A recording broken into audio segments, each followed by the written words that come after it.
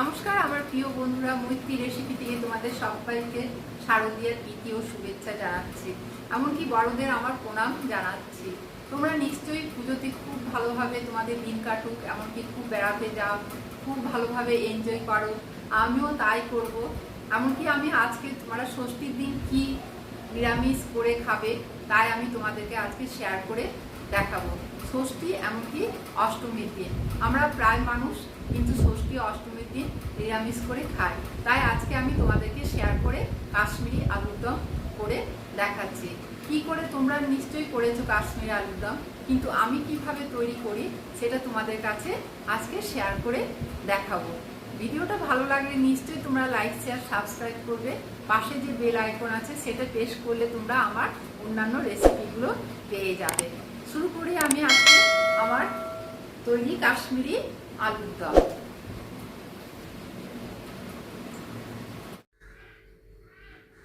এখানে আমি 500 গ্রাম আলু নিয়ে নিয়েছি। দেখো আলুগুলোকে কিন্তু আমি সেদ্ধ করে খোসা ছাড়িয়ে রেখেছি। আলুগুলো বেশ সেদ্ধ হয়ে আছে, পুরো অর্ধেক অর্ধেক করে রেখেছি। এর মধ্যে জাস্ট একটু নুন মাখিয়ে রাখি। এর আগে আমি আলুতে কিন্তু সেদ্ধ করার সময় আলুতে নুন দিয়ে সেদ্ধ করেছিলাম, যেহেতু আলুর মধ্যে নুনটা ঢুকবে। এছাড়া আলুর মধ্যে আলু সেদ্ধর সময় যদি নুন দেওয়া হয় তাতে সেদ্ধটা বেশ ভালো হয়। আমি এখানে একটু নুন দিয়ে আর অল্প করে হলুদ দিয়ে রাখবো।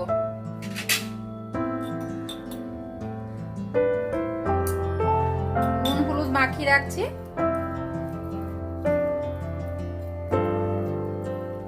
নুন হলুদ মাখিয়ে 5 মিনিটের মতো রেখে দিচ্ছি। এরপর আমি একটা পেস্ট তৈরি করে নেব। এই যে 2 চামচ আমি মৌরি নিচ্ছি, 1 চামচ 2 চামচ মৌরি, আদা হাফ ইঞ্চি আদা আর 2টো কাঁচা লঙ্কা দিয়ে আমি এর মধ্যে জল দেব। জল দিয়ে আমি একটা মিক্সিতে পেস্টটা তৈরি করে নেব। এখানে আমার তো আদা মৌরি কাঁচা লঙ্কার পেস্টটা কমপ্লিট হয়ে গেছে। এরপর আমি আরেকটা পেস্ট তৈরি করব। এখানে এই যে ভাঙা কাজু নিয়েছি, 2 চামচের মতন ভাঙা কাজু, কিশমিশও 2 চামচ, আর আমি এই যে ঘরে পাতা টক দই, এর মধ্যে আমি 2 চামচ টক দইও নিয়ে নিচ্ছি।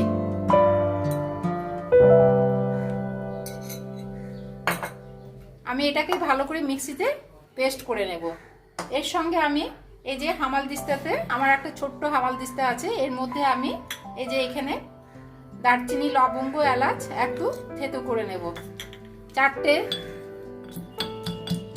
দারচিনি আছে 2টো স্টিক, এলাচ আছে 2টো, আর লবঙ্গ আছে 4টে। এগুলোকে আমি একটু থেতো করে নিয়ে কড়াইয়ে এরপর আমি রান্নাটা শুরু করব। কড়াই চাপিয়ে দিয়েছি, কড়াইয়ের মধ্যে তেল দিয়ে দিচ্ছি। এই যে নুন হলুদ মাখানো আলুগুলোকে এরপরে আমি তেল গরম হয়ে গেছে, এর মধ্যে আমি ছেড়ে দিচ্ছি। একটু ভালো করে ভেজে নিতে হবে।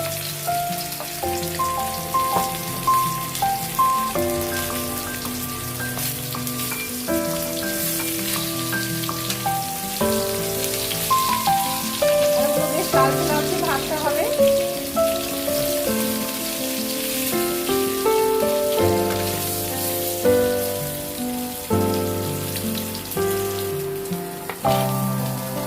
দেখো আমার বেশ ভাজা হয়ে গেছে। এরপরে এই আলুগুলোকে নামিয়ে রাখবো।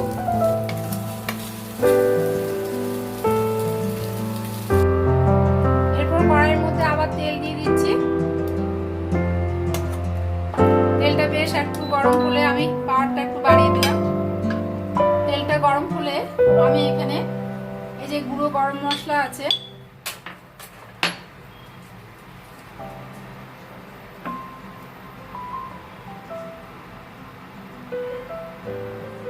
তেল গরম হয়ে গেছে, এর মধ্যে আমি গুঁড়ো গরম মশলা দিয়ে দিলাম। গুঁড়ো নয়, যেহেতু আমি এগুলোকে একটু হামালদিস্তাতে একটু থেতো করে নিয়েছি, একটু ভেজে নিচ্ছি। এর থেকে একটা বেশ ফ্লেভার বেরোবে গরম মশলার থেকে। এরপরে আমি এখানে যে মৌরি, আদা মৌরি পেস্ট করে রেখেছিলাম, আদা মৌরি কাঁচা লঙ্কা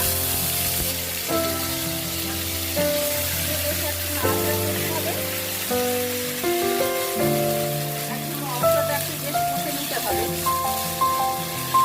ভালো করে একটু কষে নেব।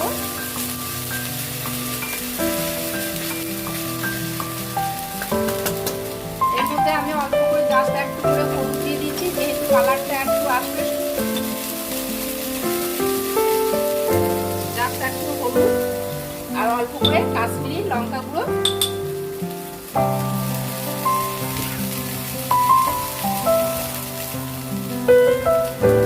হাফ চামচ কাশ্মীরি লাল লঙ্কা গুঁড়ো দিয়ে দিলাম, কালারটা বেশ একটু ভালো আসবে। ভালো করে একটু কষে নিচ্ছি, মশলাটা বেশ কষানো হয়ে গেছে। এর মধ্যে আমি এই যে কাজু কিশমিশ পেস্টটা দিয়ে দিলাম, কাজু কিশমিশ আর দই পেস্টটা দিয়ে এখানেও নাড়াচাড়া করতে থাকবো। বাটিটা জাস্ট একটু ধুয়ে নিয়ে তার এর জলটাও দিয়ে দিলাম। এটাকে সমানে নাড়তে হবে, যেহেতু কাজু দেওয়া আছে লেগে যাওয়ার ভয় থাকবে, তাই আমি সমানে কিন্তু নাড়তে থাকবো।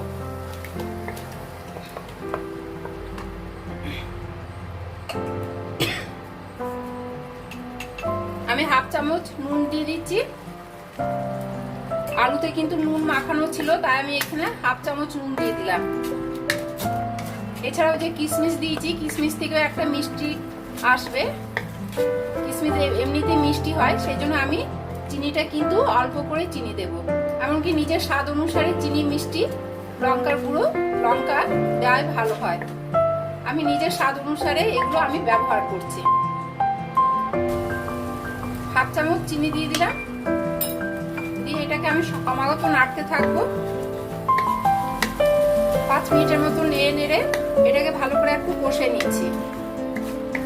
একদম মিডিয়াম হিটে রেখেছি, বেশি পাওয়ার দিয়ে দিলে কিন্তু কাজু দেওয়া আছে, এটা লেগে যাওয়ার ভয় থাকবে, তাই আমি একে নাড়াচাড়া করি 5 মিনিট পর্যন্ত।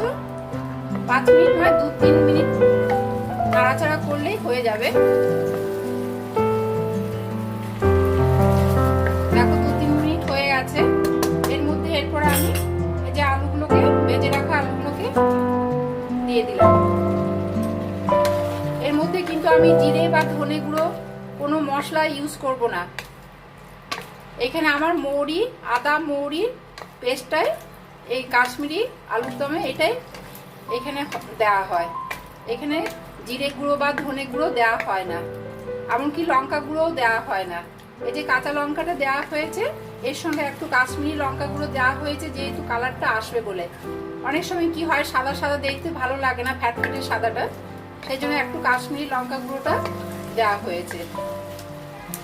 এরপর অল্প একটু জাস্ট জল দিয়ে আমি একটু ঢাকা দিয়ে রাখবো 5 মিনিটের মতো। জাস্ট অল্প করে একটু জল দিচ্ছি, এই জল দিয়ে আমি 5 মিনিটের মতো আবার একটু নেড়ে চেড়ে দিচ্ছি। দেখো কালারটা কিন্তু বেশ এসেছে, সাদাও নয়, এমনকি ফ্যাটফ্যাটে সাদাটা ভালো লাগে না, অল্প একটু লালচে লালচে বা হলুদ হলুদ ভাবটা কাশ্মীরি আলুর দমে ভালো লাগে। এর মধ্যে আমি একটু ওই 2-3 মিনিটে ঢাকা দিয়ে রাখবো। 2-3 মিনিট হয়ে গেছে। এরপর আমি একে ঢাকনা খুলে দেখি, দেখো গ্রেভিটা বেশ ভালো এসেছে, এমনকি একটা বেশ ভালো একটা ফ্লেভার উঠছে। কড়াটা কিন্তু কিছু ব্যাপার নয়, 10 মিনিটের মধ্যে কমপ্লিট হয়ে যাবে। এর মধ্যে এর উপর থেকে আমি পুরো গরম মশলা দেব না, কিন্তু এখানে আমি এই যে 1 চামচ মৌরি গুঁড়ো দিয়ে দিলাম। আমরা অনেক সময় তো আলুর দমে পুরো গরম মশলা বা কসুরি মেথি এগুলো দিই, কিন্তু এখানে আমি কোনো মশলা ইউজ করব না। এখানে হচ্ছে মৌরিটাই হচ্ছে এখানে আসল মশলা। এরপর এটা একটু নেড়ে চেড়ে আমি সার্ভিং প্লেটে ঢেলে রাখবো। কমপ্লিট হয়ে গেছে আমার কাশ্মীরি আলুর দম তোমরা নিশ্চয়ই বাড়িতে ট্রাই করবে। করাটা কিচ্ছু ব্যাপার নয়, খুবই কম সহজে কম অল্প উপকরণে তৈরি হয়ে যায় কাশ্মীরি আলুর দম। আমি এরপরে এটাকে নামিয়ে রাখছি। দেখো আমার কাশ্মীরি আলুর দম কমপ্লিট হয়ে গেছে। তোমরা নিশ্চয়ই বাড়িতে এভাবে ট্রাই করবে। রেসিপিটা করা খুবই সহজ, এমনকি খুবই খেতেও খুবই সুস্বাদু। এটা লুচি পরোটা সবারই সঙ্গে খেতে ভালো লাগবে। তোমরা নিশ্চয়ই বাড়িতে ট্রাই করবে। আজকে এই পর্যন্ত। তোমরা আবার পরের রেসিপি নিয়ে আবার তোমাদের কাছে আসবো। তোমরা ভালো থেকো, সুস্থ থেকো। বাই।